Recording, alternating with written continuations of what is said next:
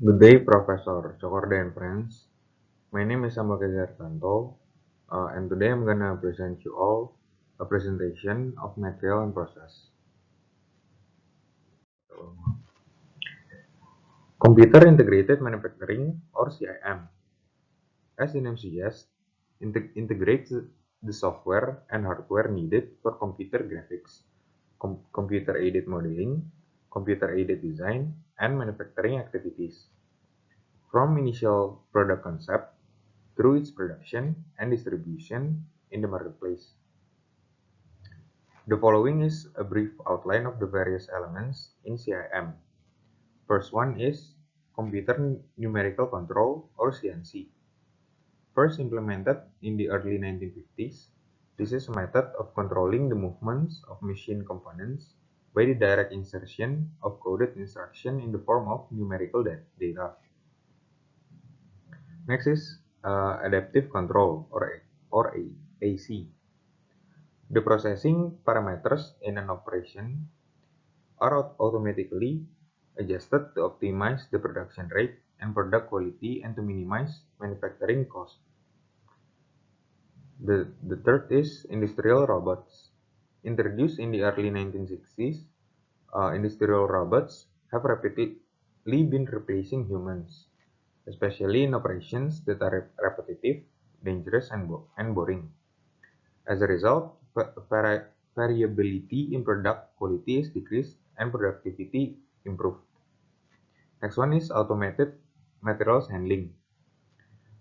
Computers have made possible highly efficient handling of materials and components in various stages of completion, as in moving a part from one machine to another, and then to points of inspections, to inventory, and finally to shipment. Next is automated assembly systems.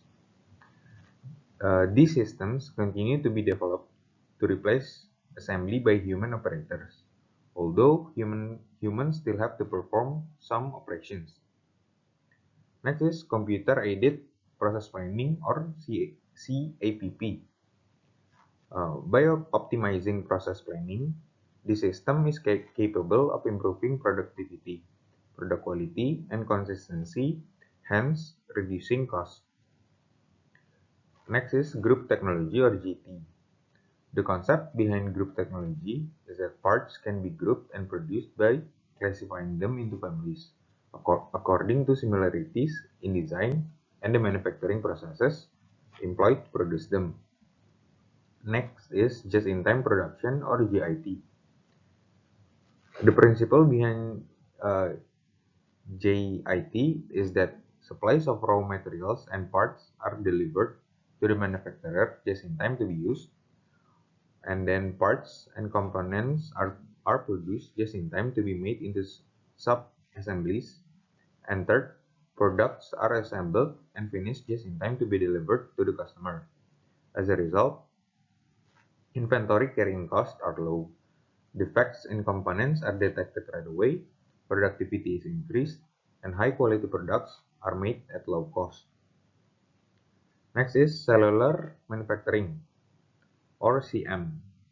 The system utilizes workstations that consist of a number of manufacturing cells, each containing various production machines controlled by a central robot, with each machine performing a different operation on the part, including inspection. Next, number 10 is Flexible Manufacturing Systems or FMS. These systems integrate manufacturing cells into a large production facility, with all of the cells interface with a central computer. Number 11 is Expert Systems or ES. Consisting basically of complex computer programs, these systems have the capability of performing various tasks and solving difficult real-life problems.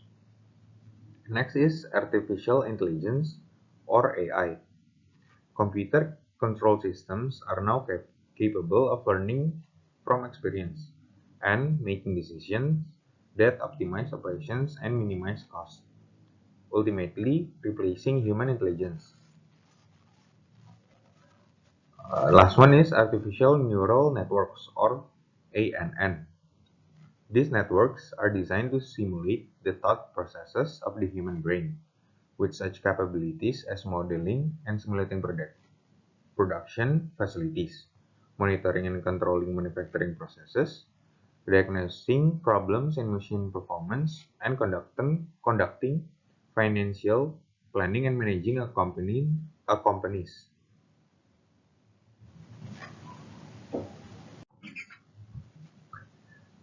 Quality assurance and total quality management. Product quality is one of the most critical aspects of manufacturing because it directly influences customer satisfaction, thus playing a crucial role in determining a product's success in the global marketplace. There are three things to achieve quality assurance and total quality management.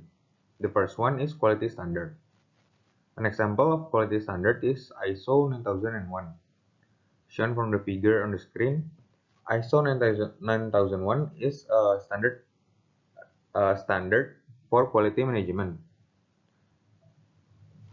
The first bubble is QMS or quality management standard. Next to it is customer of the product, then improvement of the product, system, management, quality, process of making the products, then back to quality management standard.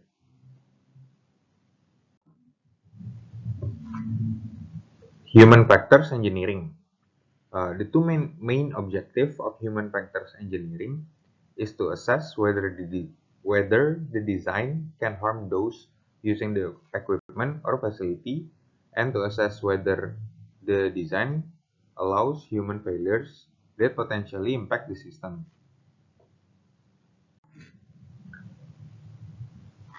Hmm. This is a video of an example of human factor engineering in the design of ventilators for COVID-19.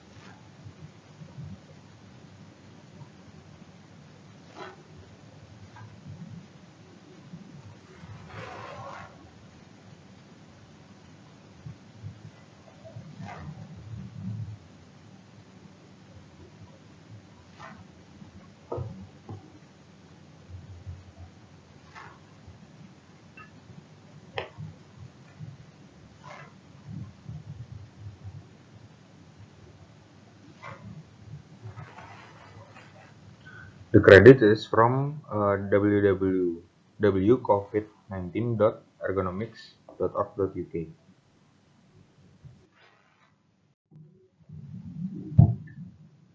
Next is product liability. Designing and manufacturing safe products is among the essential aspects of a manufacturer's responsibilities. All those involved with product design, manufacture, and marketing must fully recognize the consequences of a product's failure, including a failure due to foreseeable misuse of the product. Examples of products that could involve liability is a grinding wheel shatters and blind a worker. A cable supporting a platform snaps, allowing the platform to drop and cause bodily harm or death. Aircraft landing gears fail to descend and lock properly. Lean production and agile manufacturing. Lean production is a methodology that involves a thorough assessment of each activity of a company, with the basic purpose of minimizing waste at all levels and calling for the elimination of unnecessary operations that do not provide any added value to the product being made. The main focuses of lean production is uh, first, efficiency and effectiveness of the manufacturing operation, efficiency of the machinery and equipment used, and activities of the personnel involved. Agile manufacturing. The principle behind agile manufacturing is ensuring agility and flexibility in the manufacturing enterprise so that it can be respond rapidly and effectively to changes in product demand and the needs of the customer. So the main focus of agile manufacturing is to satisfy customer demands. Manufacturing cost and global competition. The total cost of manufacturing a product generally consists of the following components. Materials. Raw materials cost depends on the material itself as well as on the supply and demand. Next is tooling. Tooling costs include those for cutting tools, dies, molds, working hold devices, and fixtures. Next is fixed. Fixed costs includes cost for energy, rent for facilities, insurance, and real estate taxes. Next is capital. Production machinery, equipment, buildings, and land are typical capital costs. Next is labor. Labor cost consists of direct and indirect costs. Direct labor, also called productive labor, concern the labor that is directly involved in manufacturing products. Indirect labor pertains to servicing of the total manufacturing operation. It is also called non-productive labor or overhead. Following are some general trends that have been observed regarding various aspects of manufacturing today. First one is global manufacturing trends. There are 5 trends of global manufacturing. First one is product variety and complexity continue to increase. Next is product life cycles are becoming shorter. Third one is markets have become multinational and global competition has been increasing rapidly. Fourth one is market conditions fluctuate widely. And the last one is customers are consistently demanding high quality, low cost products and on-time delivery. Number 2 is materials. For example, developments have occurred in the selection of materials for improved recyclability. Third one is manufacturing operation. For example, trend in computer simulation, modeling, and control strategies are being applied to all areas of manufacturing. Number 4 is manufacturing systems. Advances in computer software and hardware are being applied to all aspects of production. The last one is goals in manufacturing. One example of goals in manufacturing is meeting all design requirements, product specification, and relevant national and international standards for products. This brings me to the end of my presentation. Thank you so much for your interest and attention.